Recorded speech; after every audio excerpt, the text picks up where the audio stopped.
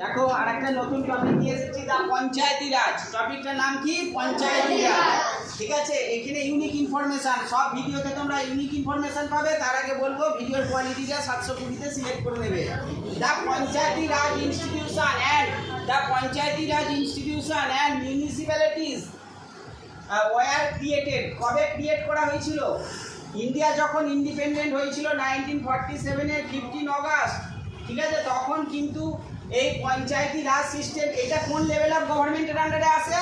বলো local level. ঠিক আছে, লোকাল লেভেল অফ গভর্নমেন্টের দুটো পার্ট, একটা হচ্ছে পঞ্চায়েত আর একটা হচ্ছে মিউনিসিপ্যালিটি। ঠিক আছে, এই লোকাল লেভেল অফ গভর্নমেন্টটা কিন্তু প্রথম থেকে ছিল না। লোকাল লেভেল অফ গভর্নমেন্টটা কবে থেকে ক্রিয়েট করা হয়েছিল? 1992-তে ক্রিয়েট করা হয়েছিল। 1993 থেকে এটা ইমপ্লিমেন্ট হয়েছে, মানে কার্যকর হয়েছে। তাহলে কি বললাম, ইন্ডিয়া যখন ইন্ডিপেন্ডেন্ট হয়েছিল সেই সময় কিন্তু টু লেভেলস অফ গভর্নমেন্ট ছিল, সেন্ট্রাল আর স্টেট। এই লোকাল লেভেল অফ গভর্নমেন্টটা কবে থেকে ইন্ডিয়ার সিস্টেমে এলো, পলিটিক্যাল সিস্টেমে? না 1992 সাল আর 93 সাল থেকে। বোঝা গেল? এটাই লেখা আছে। দেখো, এটা ক্রিয়েট করা হয়েছিল 74 কনস্টিটিউশনাল অ্যামেন্ডমেন্ট অ্যাক্টের মাধ্যমে 1992 সালে respectively and came into force in 1993।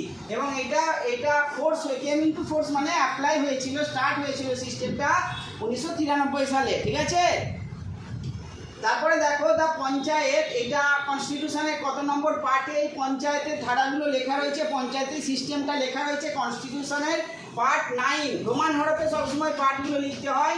Part 9-এ Panchayati Raj system সম্পর্কে বলা রয়েছে। আর আর্টিকেল কত থেকে কত নম্বর আর্টিকেল? 243 থেকে 243 ও আর্টিকেল পর্যন্ত।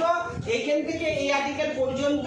ঠিক আছে, সেটা হচ্ছে পঞ্চায়েতি রাজ সিস্টেম সম্পর্কে কনস্টিটিউশনে লেখা রয়েছে। বলছে মিউনিসিপ্যালিটিসের ক্ষেত্রে কি বলা হবে? পার্ট 9-এতে মিউনিসিপ্যালিটির কথা বলা আছে। আর মিউনিসিপ্যালিটির কথা কত থেকে কত নম্বর আর্টিকেলে বলা আছে?